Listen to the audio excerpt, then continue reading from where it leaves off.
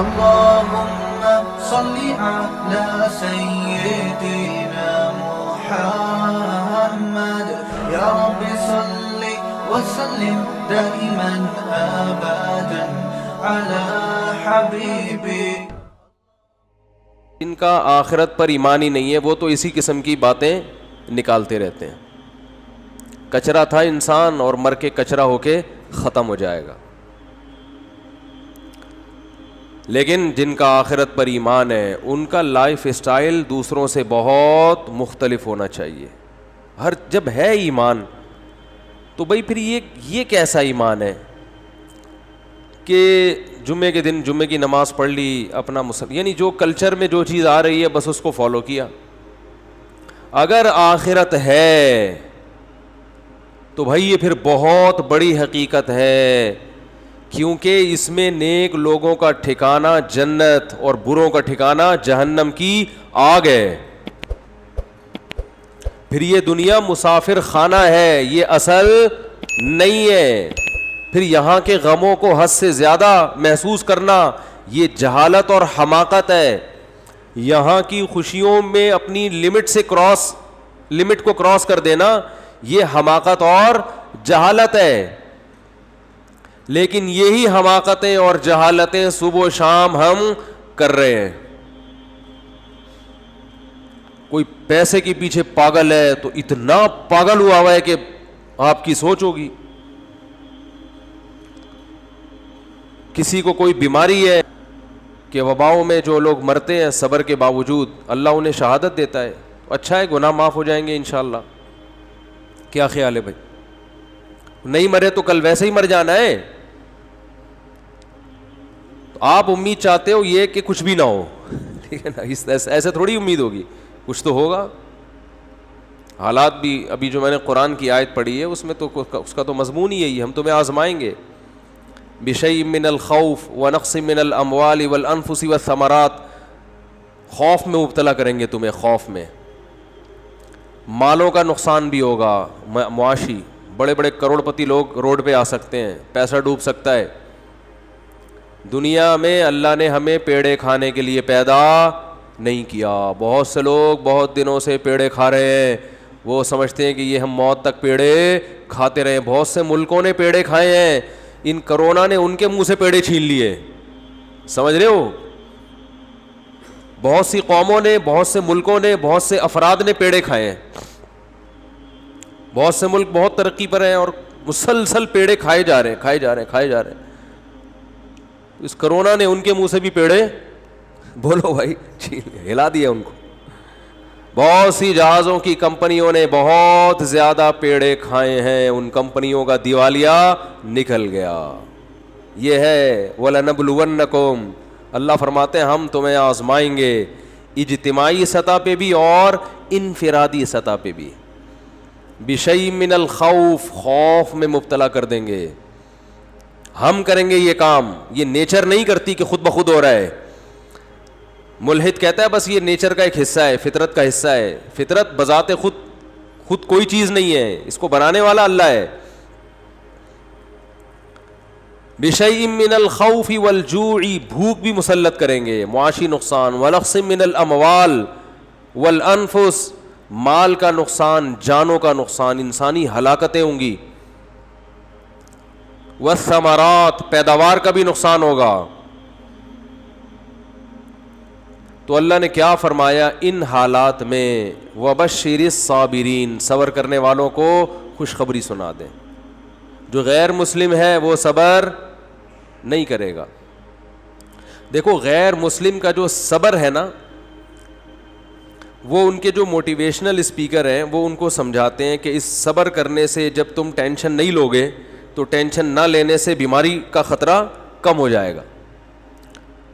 اس لیے وہ چہرے کے ایکسپریشن سے، جو ان میں پڑھے لکھے لوگ ہیں، چہرے کے تاثرات سے، اور کوشش کرتے ہیں کہ ہم میڈیا کے سامنے جب آئیں اور بات کریں تو ہم یہ شو کریں کہ ہمیں کچھ بھی نہیں ہے.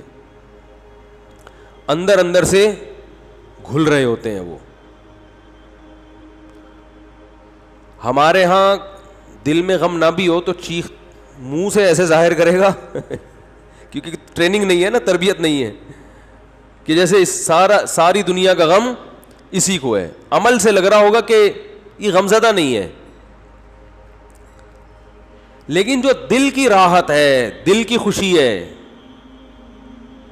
وہ اللہ صرف اہل ایمان ہی کو دیتے ہیں تکلیفوں میں. وہ دل کی خوشی کے لیے جو اللہ نے موٹیویشن کی ہے, وہ جملہ غیر مسلموں کے پاس نہیں ہے. فرمایا وَبَشِّرِ الصَّابِرِينَ, صبر کرنے والوں کو خوشخبری سنا دے, خوشخبری جو ان غموں میں صبر کرے گا. یہ صبر کرنے والے کون ہیں؟ اذا اصابتہم مصیبہ, جب انہیں کوئی مصیبت پہنچتی ہے, مالی ٹینشن آ گئی, بے روزگاری ہو گئی, جانی ہلاکتیں ہو گئیں. قالوا, تو یہ جواب میں کہتے ہیں انا للہ, یہ خود سے نہیں ہے, ہم کس کے غلام ہیں؟ اللہ کے. تو مالک کو اجازت ہے کہ وہ اپنے غلام کو آزمائش میں ڈال سکتا ہے. ہم اللہ کے غلام ہیں بھائی, یہ اللہ کے تصرفات ہیں. اتفاقی حادثات پہ انسان ٹینشن لیتا ہے, جو پہلے سے پلاننگ کے تحت ہوں اور اس کی پلاننگ کرنے والا ہمارا رب ہو اور ہم سے محبت کرتا ہو, اس کی طرف سے پریشانی تو ہمیں بنانے کے لیے, ہمیں بگاڑنے کے لیے اور عذاب دینے کے لیے نہیں ہے. انا للہ, ہم اللہ کے غلام ہیں, وانا الیہ راجعون, اور اسی کی طرف ہم نے لوٹ کر جانا ہے,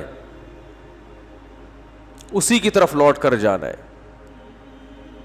کیا مطلب بھائی؟ دنیا مسافر خانہ ہے, یہاں اگر مر گئے تو ہمیشہ کے لیے ختم نہیں ہو رہے. یہاں اگر آپ کو کوئی پریشانی آ رہی ہے اور کوئی آپ کے دکھ درد بانٹنے والا نہیں ہے تو ٹینشن لینے کا نہیں ہے, اس لیے کہ اللہ ہے, وہ دیکھ رہا ہے اس مصیبت میں کہ یہ کیسے صبر کرتا ہے, اور وہ اس مصیبت میں قیامت کے دن اجر دے گا, نوازے گا. وہ ہمارے حضرت مفتی رشید احمد صاحب رحمہ اللہ تعالی ایک بہت زبردست بات بیان کیا کرتے تھے. فرماتے تھے کہ جیسے کسی کو بخار ہو تو یقینی طور پر کہ اس کو بخار ہے بھی یا نہیں ہے, یہ ماتھا گرم ہونے سے پتہ نہیں چلتا. بعض دفعہ دھوپ سے ماتھا گرم ہوتا ہے, چولہے کے قریب کھڑے ہو کر آپ کوئی چائے پکا رہے تھے, ماتھا وقتی طور پر کیا ہو گیا؟ بولو نا, گرم ہو گیا. حقیقت میں اس کو فیور ہے یا نہیں, اس کا تھرمامیٹر سے پتہ چلے گا. منہ میں آپ لگا دیں تھرمامیٹر, تھوڑی دیر بعد نکال کے چیک کریں, تھرمامیٹر غلطی نہیں کرتا عام طور پہ. تو فرمایا کہ کسی کے ظاہری گیٹ اپ کو دیکھ کر, اس کی تسبیحات اور نماز کو دیکھ کر 100% اس کا اندازہ نہیں ہوتا کہ یہ دل سے دیندار ہے یا نہیں ہے, اس کا آخرت پر یقین ہے بھی کہ نہیں ہے. آخرت پہ یقین اس کا کتنا ہے, اس کا پتہ اس وقت چلتا ہے جب یہ کسی پریشانی اور غم میں مبتلا ہوتا ہے. اس وقت اس کا ری ایکشن کیا ہوتا ہے, کس طرح سے یہ ری ایکٹ کرتا ہے. اذا مسہ الشر جزوعا ہے کہ شر پہنچا تو ایک دم چیخنا چلانا شور شرابہ, ہائے یہ کیا ہو گیا, ہائے یہ کیا ہو گیا, ہوئی ایسے چیخ رہے ہیں, پاگل ہو رہے ہیں, میں خودکشی کر لوں گا, میں یہ کر لوں گا, میرے سے نہیں برداشت ہو رہا, یہ اس کا مطلب یہ صرف گیٹ اپ ہے. سمجھ میں آ رہی ہے بات؟ یہ صرف وظیفوں والے ہیں. اور اگر غم میں اور ٹینشن میں انسان کی زبان سے اچھی بات نکلتی ہے, غموں میں, اور میں نے بتایا تھا نا افغانستان میں جو امریکن آرمی آئی ہوئی ہے نا, وہاں سے جو افغانی آتے ہیں بتاتے ہیں کہ جب ان میں کوئی زخمی ہوتا ہے تو بہت چیختے ہیں, یہ بہت چیختے ہیں جیسے پتہ نہیں کیا ہو گیا. فوجی رو بھی رہے ہوتے ہیں, رپورٹ ہے یہ.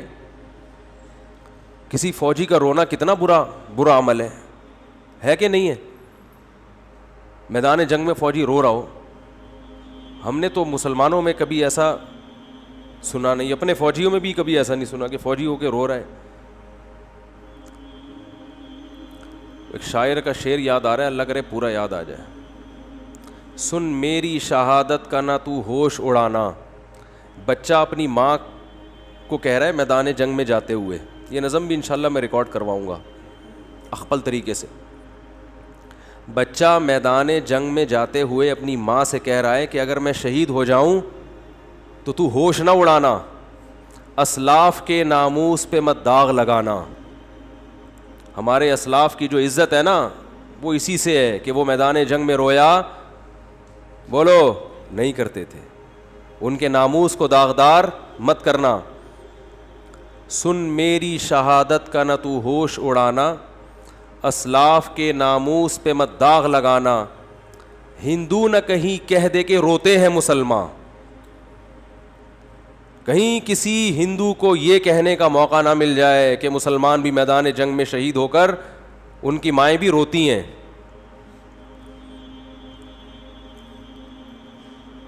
پھر کہتا ہے کٹ جاؤں مقتل میں تو اف تک نہیں کہنا. تو ماں کا اپنے بیٹے کی شہادت پہ رونا یہ برا نہیں ہے, یہ تو محبت کی علامت ہے. رونا تو سنت ہے, واویلا کرنا, چیخنا, چلانا. اور وہ تو ماں ہے نا, چلو وہ تو روئے, چیخے چلائے نہیں. اپنی نواسی کی موت پر ہمارے نبی صلی اللہ علیہ وسلم کی بھی آنکھوں سے آنسو جاری ہوئے. آپ نے فرمایا کہ دل غمزدہ ہے, آنکھیں بہہ رہی ہیں, زبان وہی کہے گی جس پہ ہمارا رب راضی ہوگا. زبان سے وہی کہیں گے جس پہ اللہ کیا ہوگا راضی. آنکھوں پہ کنٹرول نہیں ہے تو رونے پر پابندی نہیں ہے. میدان جنگ میں تو رونا بری بات ہے. تو وہاں جو افغانی لوگ بتاتے ہیں کہ جو امریکن سے لڑنے والے لوگ ہیں ان کے جب گولی لگتی ہے تو ان کا ریئیکشن الگ انداز سے ہوتا ہے. امریکن کے جب لگتی ہے تو وہ پاگلوں کی طرح عجیب سے چیخ رہے ہوتے ہیں, چلا رہے ہوتے ہیں, وہی کیا ہو گیا. تو ان کا چیخنا بالکل درست ہے, اس لیے کہ ان کے سامنے آخرت نہیں ہے. ان تکونوا تعلمون فإنهم يعلمون كما تعلمون وترجون من الله ما لا يرجون. اللہ فرماتے ہیں اگر تمہیں, اہل اسلام سے اللہ خطاب کر رہے ہیں, میدان جنگ میں تمہیں اپنے ملک کے دفاع میں لڑتے ہوئے اگر تمہیں زخم پہنچتے ہیں تو ان کو بھی تو زخم پہنچتے ہیں. اس کو زخم پہنچ رہے ہیں پھر بھی لڑ رہا ہے اور تم میدان میں پیچھے ہٹ جاؤ. وَتَرْجُونَ مِنَ اللَّهِ مَا لَا يَرْجُونَ, جبکہ تم اس زخم پہ اللہ سے وہ امیدیں لگا کے بیٹھے ہوئے ہو جو تمہارا مخالف امیدیں لگا کے نہیں بیٹھا. تمہارا مخالف صرف گورنمنٹ سے مختلف قسم کے الاؤنس لینے کی امیدیں ہیں اس کو کہ میں زخمی ہو جاؤں گا اتنے پیسے ملیں گے, میری ٹانگ ٹوٹ جائے گی لکڑی کی جرمنی سے ٹانگ لا کے لگوا دی جائے گی, بس. ان کو اپنے حکمرانوں سے امیدیں ہیں اور مرنے کے بعد تو وہ بھی نہیں ہے. میدان جنگ میں مر گئے تو اب کیا کیا کس توپوں کی سلامی قبر پہ دی جائے یا 25 توپوں کی, اس سے مردے کو کیا فائدہ ہے. وہ کہے گا مجھے تو مار دیا نا. کہتے ہیں اس کے لواحقین کو نواز دیں گے, تو لواحقین کو نواز کے, یہ بھی تو اپنے لواحقین میں سب سے پہلے تو یہ تھا. لواحقین کے لیے اپنے آپ کو ہی مروا دیا. کہے گا یار اتنا پروٹوکول تو میں زندگی میں لواحقین کو نہیں دیتا تھا. تو یہ مزیداری نہیں ہے. مزیداری ہے ان تکونوا تعلمون فإنهم يعلمون كما تعلمون وترجون من الله ما لا يرجون. خدا کی قسم قرآن کی اس ایک آیت نے ایسا مسلمانوں کو موٹیویٹ کیا ہے اپنے قوم کے لیے, اپنے ملک کے لیے, اپنے مذہب کے لیے لڑنے کا, ایسی آگ بھری ہے. اللہ فرماتے ہیں اگر تم زخمی ہوتے ہو تو انہیں بھی تو زخم پہنچتے ہیں. وہ تھوڑی جیسے آتے ہیں ویسے کے ویسے, کچھ تو تم نے ان کو بھی مارا ہوتا ہے. اس کے باوجود وہ میدان میں اتر رہے ہیں. حالانکہ ترجون من اللہ ما لا یرجون, تمہیں اللہ سے وہ امیدیں ہیں جو ان کو نہیں ہے. اور تمہیں اللہ سے کیا امیدیں ہیں؟ آپ صلی اللہ علیہ وسلم نے فرمایا جس کے میدان جہاد میں زخم لگا قیامت کے دن وہ زخم بہتا ہوا ہوگا اور اس کے خون کی رنگت خون جیسی اور اس کی خوشبو مشک جیسی ہوگی. اسی طرح آئے گا قیامت کے دن. شہید کے خون کا قطرہ زمین پہ گرنے سے پہلے اللہ اس کے گناہوں کو معاف کر دیتے ہیں. ہم نے تو شہداء کے خون کی خوشبو اپنی ناک سے سونگھی ہے. اللہ نے تو ہمیں یہ آیتیں اور یہ حدیثیں یہ دنیا میں نظارہ کرا دیا. ہمیں کیسے کوئی لبرل اور ملحد یہ کہہ سکتا ہے کہ یہ حدیثیں معاذ اللہ غلط ہیں؟ ہم نے تو بھائی اپنی ناک سے سونگھی ہے. ابراہیم علیہ السلام نے اللہ سے پوچھا کہ اے اللہ تو مردوں کو زندہ کیسے کرے گا قیامت کے دن؟ یہ تو بوسیدہ ہڈیاں ہو کے مر کے ختم. تو اللہ نے فرمایا اولم تؤمن، کیا میری باتوں پہ یقین نہیں ہے؟ قال بلا، اللہ کیوں نہیں ہے، تو نے کہہ دیا بس یقین ہے، لیکن ذرا دکھا دے تو اور اطمینان ہو جائے گا. اللہ نے فرمایا خذ اربعۃ من الطیر، 4 پرندے لو، فصرہن الیک، ان کو آوازوں سے مانوس کریں. کسی آواز سے مانوس کر دیا جاتا ہے دوڑتا ہوا آتا ہے. ثم اجعل علی کل جبل منہن جزءا، ان کو ذبح کر کے قیمہ بنا کے ٹکڑے کر کے مکس کر کے چاروں طرف جو پہاڑ ہے نا ان کی پہاڑیوں کے کونوں پہ رکھ، چوٹیوں پہ رکھ دیں. ثم ادعوہن، پھر جس پرندے کو جس آواز سے مانوس کیا ہے وہ آواز نکالیں. یاتینک سعیا، وہ پرندے دوڑتے ہوئے ابراہیم علیہ السلام کی طرف آئے، دوڑتے ہوئے سارے بوٹیاں اڑ اڑ کے زندہ ہوئے، پورے پر اور پورا پرندہ بنا اور ابراہیم علیہ السلام کی طرف دوڑ رہا ہے. تو جس پیغمبر نے یہ منظر اپنی آنکھوں سے دیکھا ہو انہیں کبھی کوئی وسوسہ ہوگا اللہ کی باتوں میں کہ میں قیامت کے دن مردوں کو زندہ کروں گا؟ تو بھائی ہم نے تو شہداء کے خون کی خوشبو اپنی ناک سے سونگھی ہے، اور میں نے نہیں، بہتوں نے سونگھی ہے. بہت سو سے آپ تصدیق کروا سکتے ہیں. اس میں ڈرامے بھی ہوتے ہیں، میں مانتا ہوں. آج کل تو جو مر رہا ہے خوشبو آ رہی ہے. تو اس میں جو کرامتیں ہوتی ہیں نا، اس میں جھوٹی خبریں بہت پھیلتی ہیں. لوگ اپنے بڑوں کو سے عقیدت میں غلو کی وجہ سے ان کو بہت اوپر چڑھا دیتے ہیں، لیکن جو مشاہدہ ہے اس کا تو انکار نہیں ہو سکتا. ہم نے تو خود مشاہدہ کیا، اور ایک کا نہیں کیا ہے، بہت سو کا کیا ہے. تو وبشر الصابرین، میں عرض کر رہا تھا کہ تھرمامیٹر کیا ہے کہ جب کوئی پریشانی آتی ہے تو کیا کرتے ہیں؟ صبر. جیلوں میں لوگوں کی زندگیاں گزر گئی، صبر کر رہے ہیں، منہ سے ان کی کبھی ناشکری کا لفظ ادا نہیں ہوتا. بھائی اللہ اسی پہ راضی ہے. آج آپ دیکھیں کسی خاتون کے چھوٹے بچے کا انتقال ہو جائے، کیسا چیختی چلاتی ہیں، ایسا روتی پیٹتی ہیں، ایسا ڈپریشن، ایسی سٹریس. وہی ہے کہ ہر آدمی بس اس دنیا میں پیڑے کھانے میں لگا ہوا ہے کہ سارے مزے اڑانے ہیں، کوئی ٹینشن نہیں ہو. میری دادی کی اللہ مغفرت فرمائے، انہوں نے مجھے بتایا کہ ان کے 8 یا 9 بچے 7 اور 8 سال کی عمر کو پہنچ کے مرے ہیں.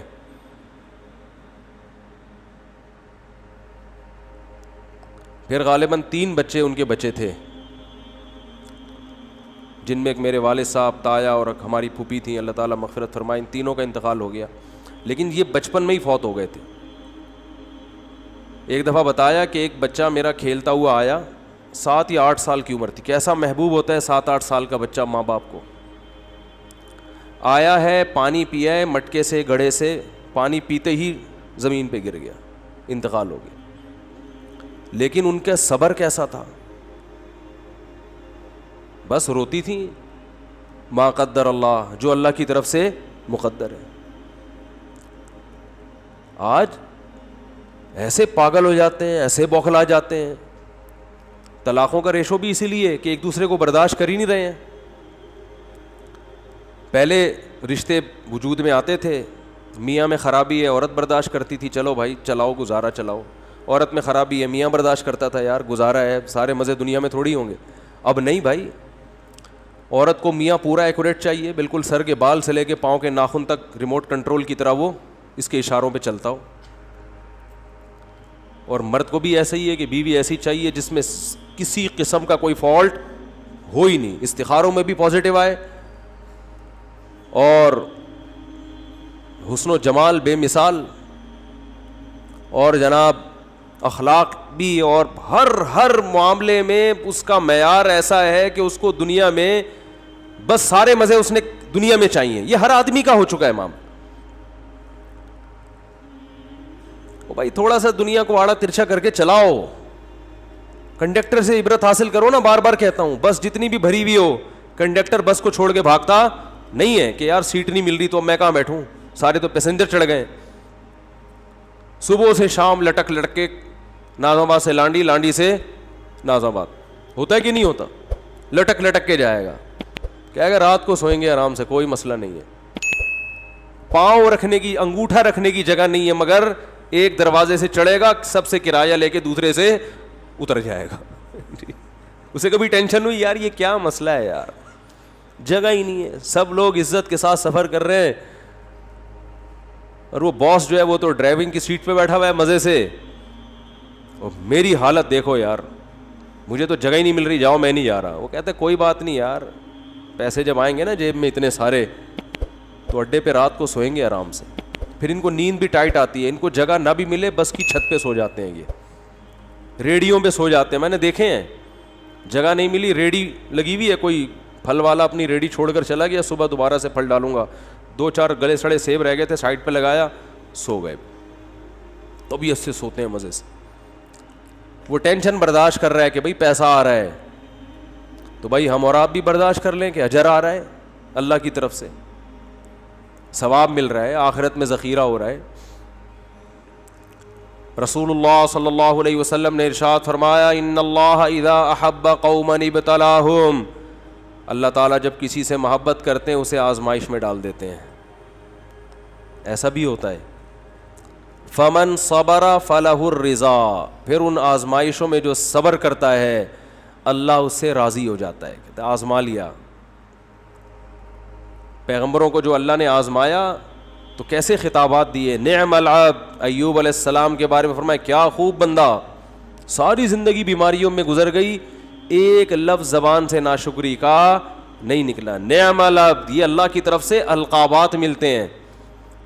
جیسے ہم لوگ خطاب دیتے ہیں نا, کسی کو بہادری کا خطاب دے دیا, بہادر خان نام رکھ دیا, کسی کو حکیم الامہ کا نام ہم نے دیا, کسی کو قائد اعظم کا نام دیا, کسی کو مادر ملت کا نام دیا, مختلف قسم کے لقب ہم دیتے ہیں ان کی کارکردگی سے متاثر ہو کر.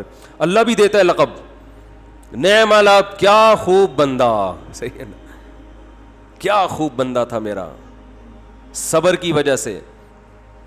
وَإِذِ ابْتَلَىٰ إِبْرَاهِيمَ رَبُّهُ بِكَلِمَاتٍ, سورہ بقرہ, فرمایا اس وقت کو یاد کرو جب ابراہیم کو اس کے رب نے چند چیزوں میں آزمایا, وہ بھی آزمائشیں آئیں ان کے اوپر. فَأَتَمَّهُنَّ, ابراہیم ان آزمائشوں میں پورے نہیں اترے, کامیاب نہیں ہوئے, بہترین طریقے سے کامیاب ہوئے. اتمہن, بہترین طریقے سے ان آزمائشوں میں کامیاب ہوئے. کیسا آزمایا؟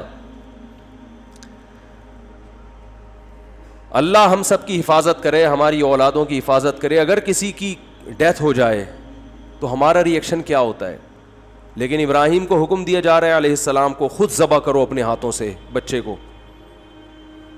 بتاؤ اللہ کی طرف سے کسی کی موت ہو جائے, یہ بڑی آزمائش ہے. یہ باپ کو خود حکم دیا جا رہا ہے خود کاٹو گلا, یہ تو بہت بڑی آزمائش ہے. میں نے کہا کوئی بات نہیں بھئی, اللہ ویسے بھی تو مار سکتا ہے, میرے ہاتھوں کٹوا رہا ہے, میں کاٹ دوں گا اس کو. ان تمام آیات اور احادیث سے پتہ چلتا ہے کہ اللہ انسانوں کو اپنا غلام دیکھنا چاہتا ہے, اور غلامی کی صورت میں ہی دیکھنا چاہتا ہے. کہ فنڈر بننے کی کوشش بولو مت کرو, فنٹر نہ بنو. جیسے جیسے میں تمہارے ساتھ کر رہا ہوں بس تم نے صبر کرنا ہے, شکر کرنا ہے. ہاں خود سے آزمائشیں اللہ سے نہ مانگو, خود سے ایسے کام نہ کرو جس سے آزمائشیں تم پر آئیں. یہ پھر اللہ کی مدد بھی نہیں ہوتی, ثواب بھی نہیں ملتا.